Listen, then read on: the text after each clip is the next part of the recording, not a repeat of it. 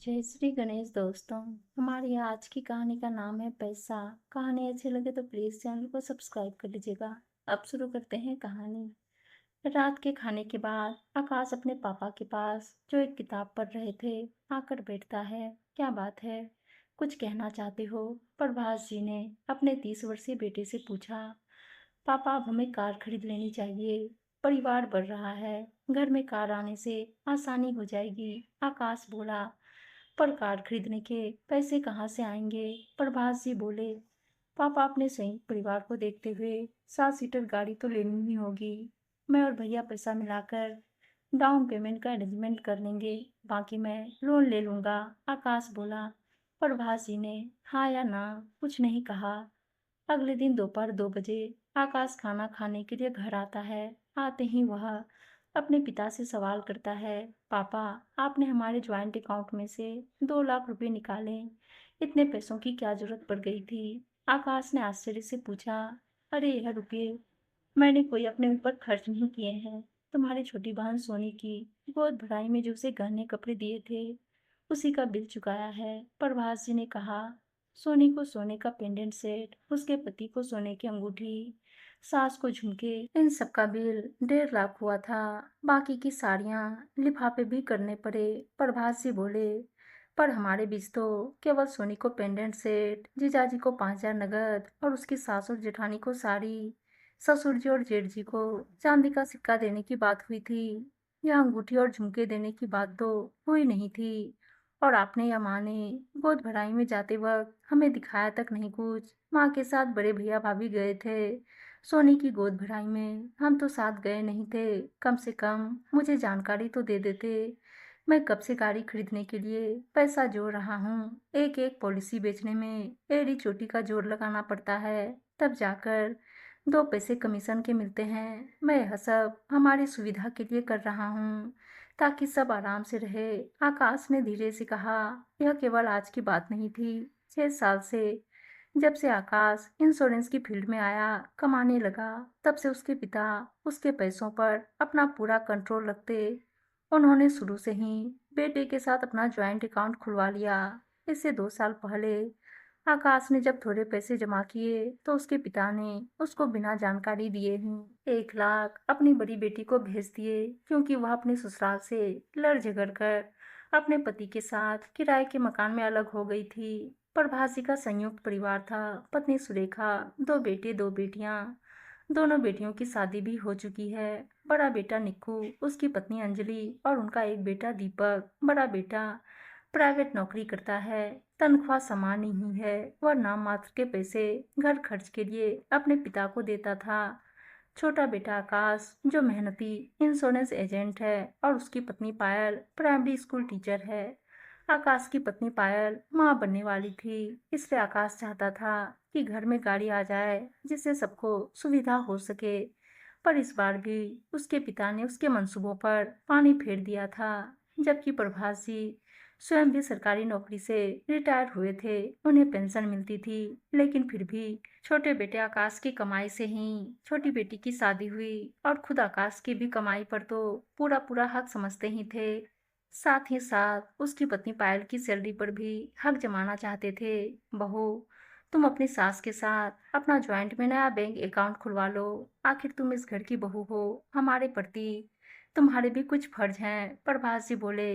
पापा जी, मैं अपने फर्ज बखूबी समझती हूँ, तभी तो नौकरी के साथ साथ घर की जिम्मेदारी भी बराबर से निभाती हूँ। स्कूल जाने से पहले सुबह जल्दी उठकर अपने हिस्से का काम करके जाती हूँ, शाम को फिर रसोई के काम संभालती हूँ, सबको आदर सम्मान देती हूँ, सबके जन्मदिन एनिवर्सरी पर अपनी तरफ से अच्छा सा तोहफा देती हूँ, और सबसे बड़ी बात, अपने खर्च स्वयं उठाती हूँ। घर में अगर किसी भी प्रकार की आर्थिक जरूरत होगी तो मैं जरूर सहयोग करूंगी। पर मुझे नहीं लगता कि मेरी तनख्वाह में मुझे किसी के साथ ज्वाइंट अकाउंट रखना चाहिए। पायल ने अपने ससुर जी से अच्छे लहजे में लेकिन स्पष्ट रूप से बात की। यह बात प्रभासी को पसंद नहीं आई। पायल की माँ ने पायल की गोद भराई की रस्म में उसे सोने के कान के झुमके, चांदी की पायल, 5 साड़ियाँ दी। साथ ही साथ उसकी सास को साड़ी, जेठानी को साड़ी और अपने दामाद आकाश को 3100 रुपये सूट का कपड़ा दिया। ससुर जी और जेठ जी को सूट का कपड़ा दिया। ससुर जी और जेठ जी को 1100 रुपये दिए। उनके हिसाब से ये अच्छा शगुन था, क्योंकि बच्चा लेकर जब पायल मायके आएगी तब भी उन्हें शगुन में काफी कुछ करना होगा। पायल के मायके वालों के जाते ही उसकी सास सुरेखा जी जोर से बोली, यह क्या देकर गए हैं तुम्हारे मायके वाले? सब रिश्तेदारों के सामने हमारी नाक कटवा दी। अरे नाना नानी बनने वाले हैं वह, कुछ ढंग का तो देकर जाते। मम्मी जी, आपको तो पहले से ही हमारी हैसियत का पता था। 3 साल में दो दो बेटियों की शादी की है मेरे माँ पापा ने। वह पूरी तरह से खाली हो चुके हैं। कर्ज भी काफी है उनके सिर पर। पापा की छोटी सी नौकरी है, तो वह कहाँ से इतना कुछ लेकर आते? फिर भी उन्होंने जो दिया है वही बहुत है मेरे लिए। पायल ने कहा, अरे इससे कहीं ज्यादा तो मैंने अपनी बेटी को दिया था जब उसकी गोद भराई की रस्म थी। बेटी के ससुर जेठ तक को कितना कुछ दिया था, और यहाँ तुम्हारे माता पिता ने तुम्हारे ससुर और जेठ को 1100 रुपये का लिफाफा पकड़ा दिया।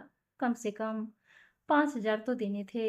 हमारी तो मती मारी गई थी, जो तुझ जैसी गरीब घर की लड़की को बहू बनाकर ले आए। सुरेखा जी ने बोलने में आज सारी मर्यादा लांघ दी थी। सास के कटु वचन सुन पायल की आंखों में आंसू आ गए।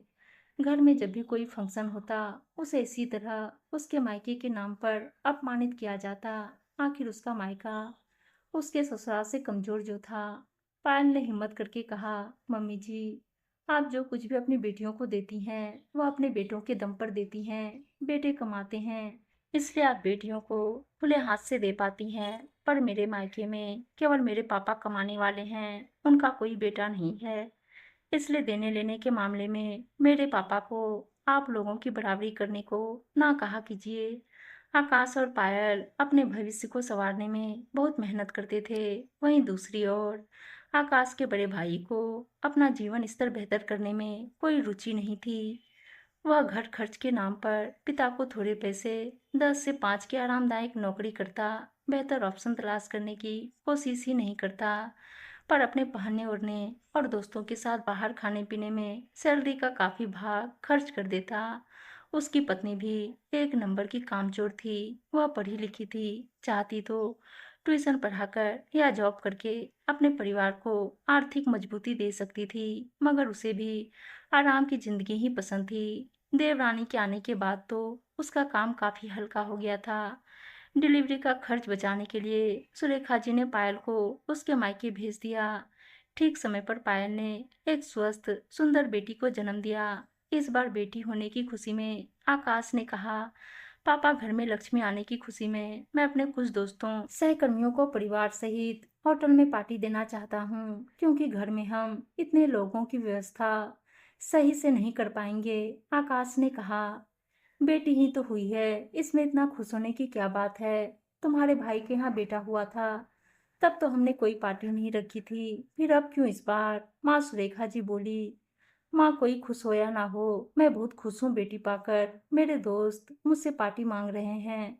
भैया ने बेटा होने पर खुशी क्यों नहीं मनाई यह मैं नहीं जानता, पर मैं बेटी का स्वागत अच्छी तरह से करना चाहता हूँ। आकाश बोला, पर इसमें तो काफी खर्च हो जाएगा। प्रभास जी बोले, पापा क्या मैं अपनी कमाई से अपनी खुशी के लिए इतना खर्च भी नहीं कर सकता? आकाश इतना बोलकर निराश होकर अपने कमरे में चला गया। आकाश ने होटल में पार्टी रखी। परिवार, दोस्तों, सहकर्मियों को मिलाकर करीब 60 से 70 लोग हो गए थे। 30 से 35 हजार का खर्चा आया। अपनी खुशी दूसरों के साथ बांटकर आकाश बहुत खुश था। लेकिन आकाश का कुछ नया करना उसके माता पिता को पसंद नहीं आता था। पिता की बेटे के पैसों को अपने कंट्रोल में रखने की प्रवृत्ति बाप बेटे के बीच दीवार खड़ी कर रही थी। कुछ समय बाद आकाश ने कार खरीदने की बात फिर से घर पर रखी। पापा कार खरीदना अब हमारी जरूरत बन चुका है। हम चलते हैं ना शोरूम, कार का मॉडल देखने। हमारे बजट अनुसार जो कार उपयोग रहेगी वह फाइनल कर लेंगे। आकाश ने कहा, पर कार खरीदने से हर महीने लोन की किस्त भरनी पड़ेगी, पेट्रोल का खर्चा बढ़ जाएगा, और फिर इसका मेंटेनेंस का भी खर्चा। सबके पास अपनी टू व्हीलर तो है ही, काम तो चल ही रहा है ना। प्रभास जी बोले, पापा हम कमा ही क्यों रहे हैं? केवल बचत करने के लिए नहीं, बल्कि उन पैसों का सदुपयोग कर जिंदगी आसान बनाने के लिए भी। पापा इतनी कंजूसी भी ठीक नहीं है। आकाश ने कहा, जैसा तुमको ठीक लगे। अब तुमने मन बना ही लिया है तो क्या कह सकते हैं। पर हम लोग नहीं आएंगे। शोरूम साथ तुम्हारे। अपनी पत्नी को ले जाना साथ। प्रभास जी बोले। संस्कारी आकाश फिर मन महसूस कर रह गया। कुछ समय बाद नवरात्रि का त्योहार आया। आकाश ने 5,000 सोसाइटी के भंडारे के कार्यक्रम में अपने पिता के नाम से दे दिए। पर भाजी ने इस बात पर भी हंगामा कर दिया कि पूछना भी जरूरी नहीं समझते। आजकल बहुत मनमानी करने लगे हो। अपनी कमाई का बहुत घमंड आ गया है तुम्हें। इसमें घमंड की क्या बात है पापा। कल सोसाइटी की मीटिंग थी। आप और भैया तो गए नहीं थे। सब भंडारे में अपना योगदान लिखवा रहे थे। इस वर्ष हमारे घर में खुशियां आई है। मेरी बेटी हुई है। मेरा काम बढ़ा है। भैया का बेटा दीपक स्कूल जाने लगा है। बहन के यहाँ भी बेटा हुआ है। यह सब सोचकर भगवान को धन्यवाद देने के लिए मैंने 5,000 आपके नाम से लिखवा दिए। इसमें इतना मुद्दा बनाने की क्या जरूरत है। आकाश ने कहा। पिता की कंजूस प्रवृत्ति के कारण आकाश और प्रभास जी के बीच तनाव बढ़ता ही जा रहा था। लेकिन आज भी आकाश बेटा होने का अपना फर्ज भूला नहीं था। आकाश की माँ को वैष्णो देवी जाने की बहुत इच्छा थी। आकाश ने एक ट्रेवल एजेंट के सहयोग से अपने माता पिता की जाने की सारी व्यवस्था करवा दी। कुछ समय बाद पायल के मायके से उसकी माँ का फोन आता है। पायल, तुम्हारे पापा को दिल का दौरा पड़ा है। पड़ोसियों की मदद से उन्हें अस्पताल में एडमिट करवा दिया गया है। हो सके तो तुम दामाद जी के साथ जल्द से जल्द आ जाओ। आकाश और पायल 6 घंटे का सफर तय कर पायल के मायके पहुंचते हैं। आकाश ने एक दामाद होने का पूरा फर्ज निभाया। हॉस्पिटल का सारा बिल परिस्थिति को देखते हुए उसने खुद भरा। तभी प्रभासी का फोन आकाश के पास पहुंचता है। आकाश, तुमने अपने अकाउंट से बिल क्यों भरा। समधन जी के पास भी तो कुछ पैसे होंगे। पायल के चाचा भी उसी शहर में रहते हैं तो उनसे कहते या बहू को कहते वह दे देती। उसकी छोटी बहन और उसका पति भी तो आया था। वह पैसे दे देते। तुम कोई दानवीर कर्ण हो जो पैसे लुटाते फिरते हो। प्रभासी ने कहा। ऐसे कठिन समय में पिता की चुभने वाली बात आकाश को बहुत बुरी लगी। उसके सब्र का बांध अब टूट चुका था। पापा, पायल के पिता मेरे भी पिता समान हैं। मेरा भी उनके प्रति कुछ फर्ज है। जिस प्रकार पायल आप लोगों की सेवा करती है, वैसे ही जरूरत के समय अगर मैंने थोड़ा सहयोग कर दिया तो क्या हुआ। और आपकी जानकारी के लिए बता दूं कि मेरी सासू माँ ने अपने जेवर बेचकर मेरे लाख मना करने के बावजूद मुझे पैसे वापस कर दिए हैं। पापा, मुझे कुछ फैसले अपने हिसाब से लेने दीजिए। जिंदगी अपने हिसाब से जीने दीजिए। हर वक्त पैसा पैसा मत कीजिए। मुझे अपनी इच्छा से जीवन जीने दीजिए। आकाश ने कहा। पिता के बढ़ते हस्तक्षेप के कारण आकाश ने अपने ज्वाइंट अकाउंट से पिता का नाम हटवा दिया। वह आज भी अपने माता पिता के प्रति सारे फर्ज निभाता है, लेकिन अपने मन को मारकर नहीं। आकाश घर में कार भी ले आया जिसका उपयोग घर के सभी सदस्य करते हैं। उम्मीद है दोस्तों कहानी अच्छी लगी होगी और अच्छी अच्छी कहानियां सुनने के लिए चैनल को सब्सक्राइब और वीडियो को लाइक शेयर जरूर कर दीजिएगा। धन्यवाद दोस्तों।